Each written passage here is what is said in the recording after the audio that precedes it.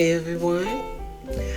I hope you had an enjoyable Valentine's Day weekend, whether it was a person or just with yourself, that it was something that was truly, truly wonderful for you.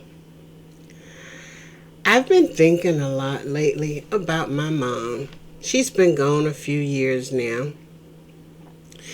And I started thinking about the dynamics of mother daughter relationships.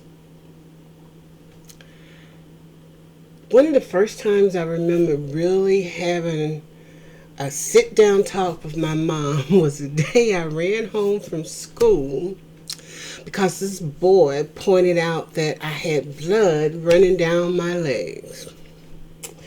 Well, besides being embarrassed, I was afraid I'd hurt myself and I didn't know how. Now, to put this into context, I was only 9 years old at the time, and I was on the swing set out in the playground, and I was standing up on the seat and pumping another person that was on sitting, and so we were just having a great time. And to have that shouted out just startled me till I jumped off and took off running. Of course, I forgot I did have my younger sister and my brother that was supposed to be walking home with me as well. But they knew how to get home. So they made it home safely. But I remember getting home and my mom met me at the door and I just remember crying, saying, "Mama, I'm bleeding, I'm hurting, I don't know what's wrong."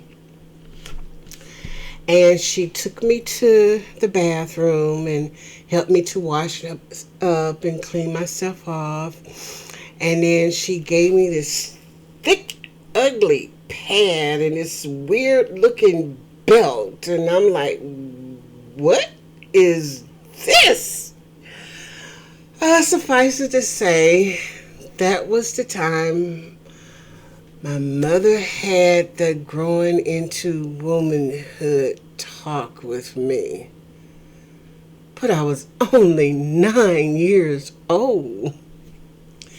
We sat out on the front porch and she tried to explain to me what was going on, what was happening with my body and the changes I would be going through. And just suffice it to say, it just kind of, a lot of it just went over my head.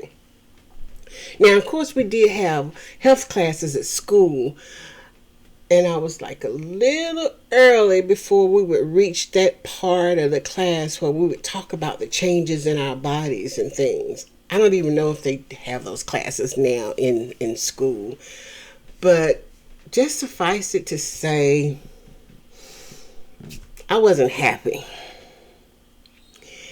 And as the day wore on, and I started having cramps and all that other craziness that went with this thing that lasted for days, I wasn't happy.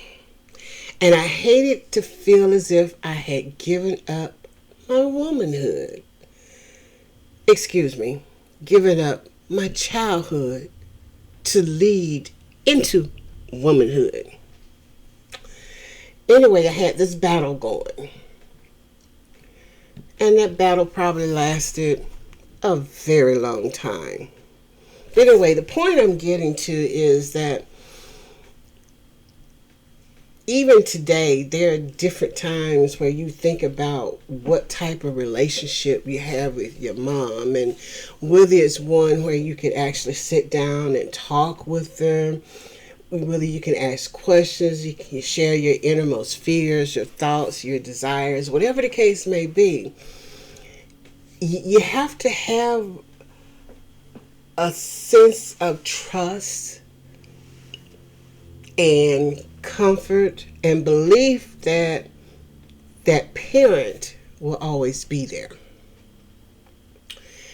Anyway, after living through that particular introduction, I still had some childish ways, but I did remember to think more about who I was in compared to boys. Because I never forget one of the important things my mom told me sitting on that porch was I was to keep my legs closed and do not allow anyone there unless they were going to be your husband. Husband? Wow. I'm 9. Why would I think about a husband? Anyway, let's let the years go past, and I never forget one day in my teens. Oh, if you're a teenager, believe me, your mom, your grandma, all these adults you see walking around, yep, we used to be teenagers too. And we probably had some of the same thoughts and ideas that you do. Just be honest, if you're a grown person listening to this, you know you did. Because I know one day I woke up and I decided my parents didn't know nothing. And especially my mother. Boy, did that thought come back to haunt me in a bad way. Because if it weren't for that teenage rebellion of mine, I probably could have avoided a lot of unhealthy situations growing up. So believe it or not, about 6-7 years ago, I actually wrote a book called Mama Said. Sage advice from Mama on how to avoid unhealthy relationships. And boy, considering the ups and downs of my life, do I wish I had listened. At any rate, I think about relationships with mothers and their daughters, and it's such a strange phenomenon. You can have a close relationship. You can have a not so close relationship. You could have a non-existent relationship. And it all can be predicated on your early years. What things you are introduced to. Which is something I think about now when I look at young girls these days. Sometimes I see young girls in their teens, 13, 14, 15 years old, and because of the way they talk and the way they dress, they could be twice that age.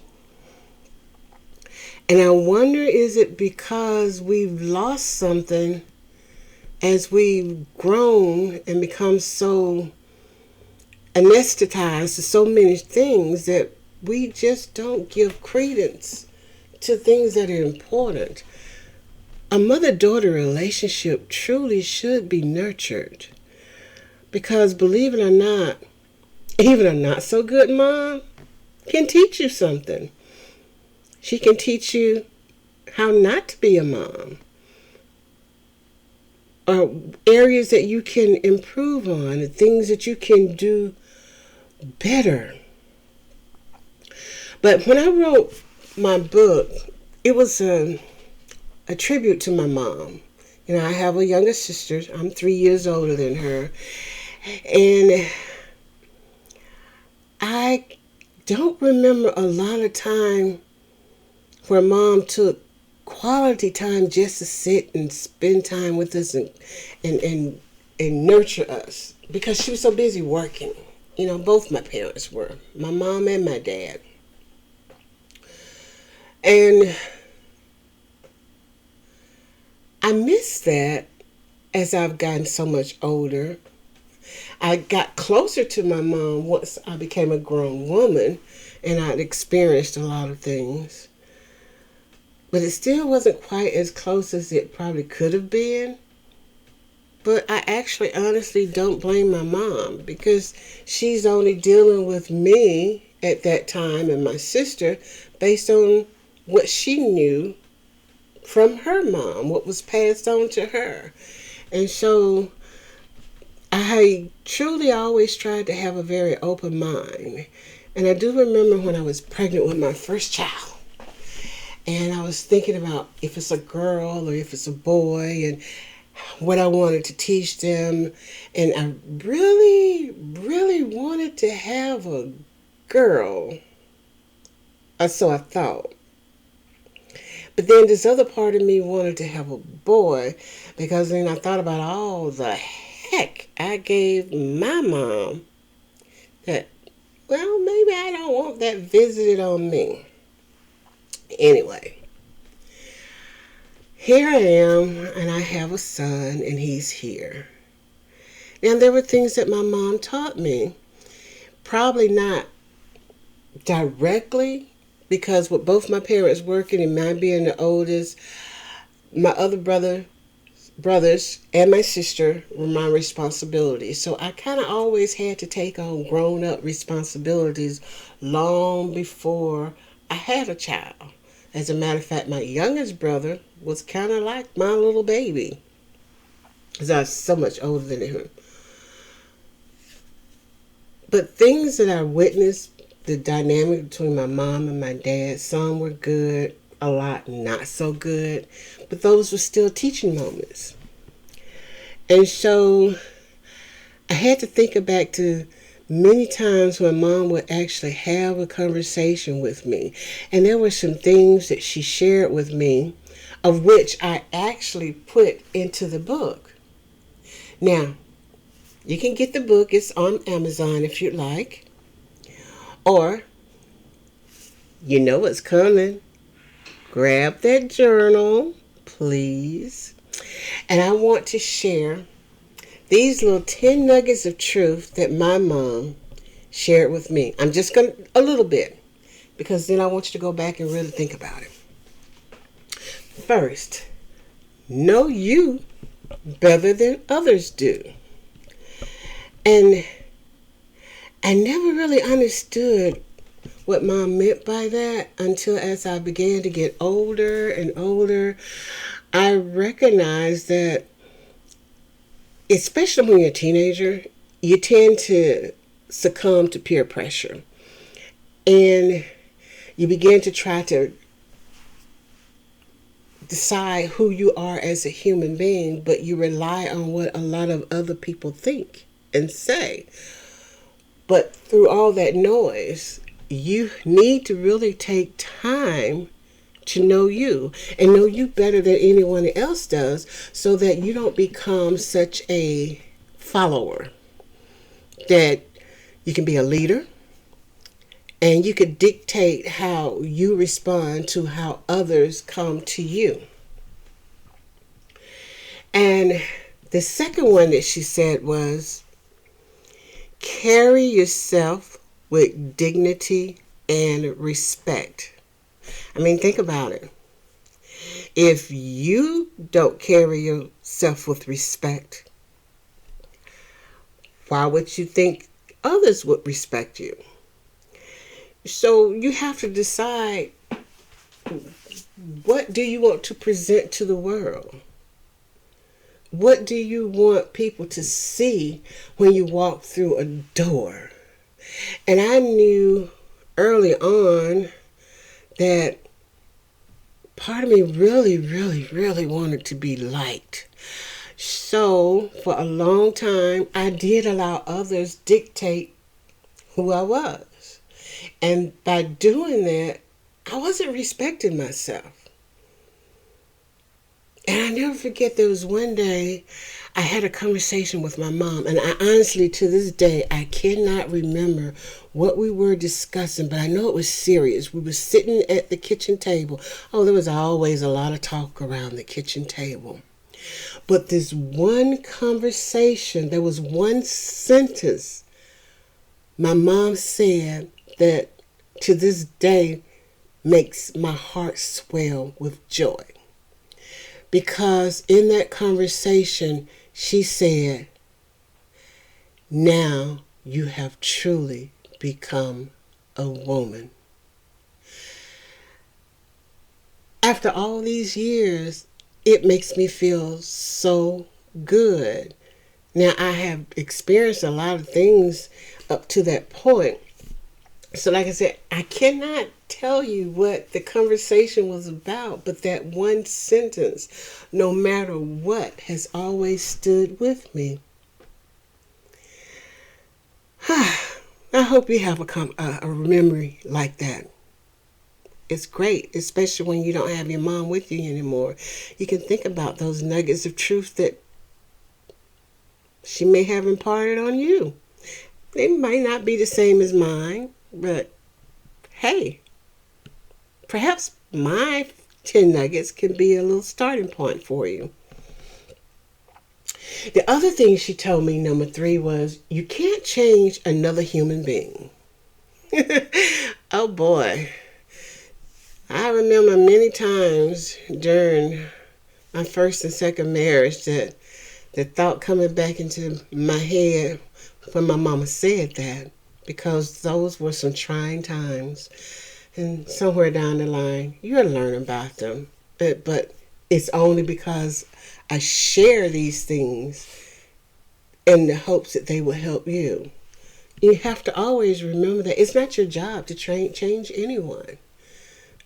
All you can do is change yourself. You can improve yourself or what have you, but the changing of someone else belongs to a much higher power and that person. And one thing, number four, Mama used to tell me this one a lot. No is not a bad word. Wow. You can find yourself in some situations where saying no at the top of your lungs could very easily save your life. I wonder sometimes if I had been taught that particular lesson before I went off to high school, if had I known the power of the word no then, if I could have avoided being gang raped when I was 13, if I could have screamed no at the top of my lungs, could I have extricated myself from that situation? I don't know. I can't go back in the clock and change that and make the scenario come out different. But that's just one little instance in my mind that comes up that says no is not a bad word. So if someone is accosting you or trying to force you to do something that you don't want to do, use your words. One great, big, loud no. And mean it with every fiber of your being for any situation. Number five, Mama said, change your thinking, change your outcome. It took a long time to think about that one, to figure out exactly what she meant by that. I mean, she gave some examples sometimes. But one thing I can think about is I never forget when I decided to stop being a doormat and just allowing people to walk all over me. That I decided I was worth more than what I was being given or being told that I was worth. That I walked straighter. I walked taller. I looked people in the eye more. I didn't shrink. So if you change your thinking, even if it's just changing the thinking about who you are, you can actually make a difference in the outcome. Shrinking violets don't win anything. Anyway, just a little food for thought. And when it came to the opposite sex, Mama told me, prepare for him before he arrives. Now, what do you think that means? Well, I think it means, I've learned that it has meant for me, that number one, I do a lot of the things, of those first things I told you about. And in the process, I'm also improving me. I'm making a difference for my life. I'm preparing myself to be the very best, a great mom, a wife, a sister, a friend, a professional. I'm putting myself in the best light so that I can be this diamond waiting to be plucked for the right person. So I have to prepare myself. And see, if you're preparing yourself for the right one, then you kind of will help yourself avoid a whole lot of junk before you get to a jewel. Anyway, then when you're thinking about wanting to have that relationship, Mama said, be specific. And I hope you're writing this all down in the journal, because I want you to go back to each one of those at some point in time and think about it and apply it to you. And you might even add some others that your mama said that you started thinking they had no clue what they were talking about. But as you've gotten older, you realize, oh, they had a whole lot of wisdom. And so you got to be specific about who it is or what it is you want in your life. You know, you can't just say tall, dark, and handsome or whatever the case may be.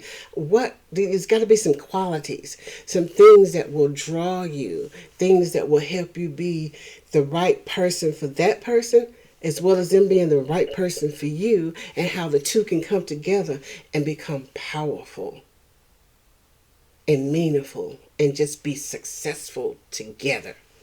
So you have to be truly specific of what you want in your life. You know, and it's all the way down there at number 8. It said, love yourself. But I think sometimes it could actually be number 2.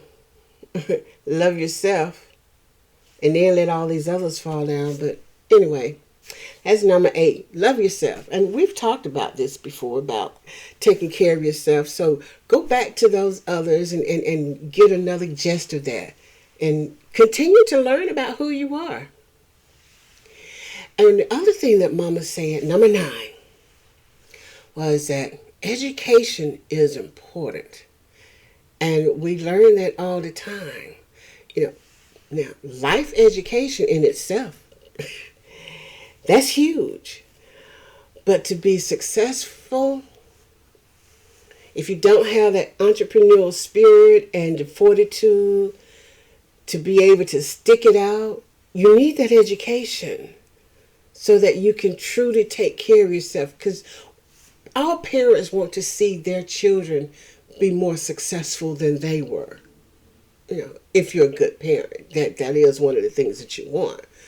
You know, and my mom, as hard as she worked, I know she really wanted all of us kids to get a good education. And it meant a lot to her, because Mom didn't finish a lot of school or anything, but it didn't stop her from learning. I never forget many times that when Mom wanted a promotion at work, I actually stayed up after everyone else went to bed and helped her to study for a test so she could get a different promotion at work, which would include a bump in salary. So even though she didn't go to college, she was still getting an education. So understand that. So I understand why she made that an important part of her nuggets of truth that she shared with me and my sister. And then number 10, she said, put God first. And Mom was not somebody that went to church every single Sunday, because she didn't think church, the building, was the main church. It was a gathering place for everyone to come together and worship together. But the church was with you all the time. It was in you. And I know everybody have their own belief system, so I'm not preaching. I don't ever plan to preach, but I just want to share that. Put something first a being that's higher than you that helps to direct your path and keep you on the right track. So you see, my mom, from that 9-year-old girl running home to the age I am now, and she's no longer with me, her nuggets of truth that she shared with me still live on. What about you? Are there nuggets of wisdom that your mom shared with you? Hey, why not write them down and pass those nuggets of truth on to the next daughter? You know, mothers and daughters, they're so unique. They're so special. Always appreciate it. I miss my mom tremendously. But I have a lot of her wisdom that she shared with me to keep me going. This is Joyce Janice. I hope you've enjoyed today's episode. Relationships between mothers and daughters are so powerful and so special. I hope you'll take time to appreciate your mom. If she's still living, let her know it. Tell her how much you love her and appreciate her. If she's not, just say a quick prayer. Because you know what? I notice sometimes I actually still talk to my mom. And I feel like she talks back to me. Enjoy your rest of your week. Write down the nuggets of wisdom your mom shared. Spend more time with your mom if you can. I know this pandemic is one that just makes everything so difficult. But we have a lot of technology now too. There's Zoom and FaceTime and all other ways to still nurture that mother-daughter bond that can never be broken. Love you all, guys. Have a great one.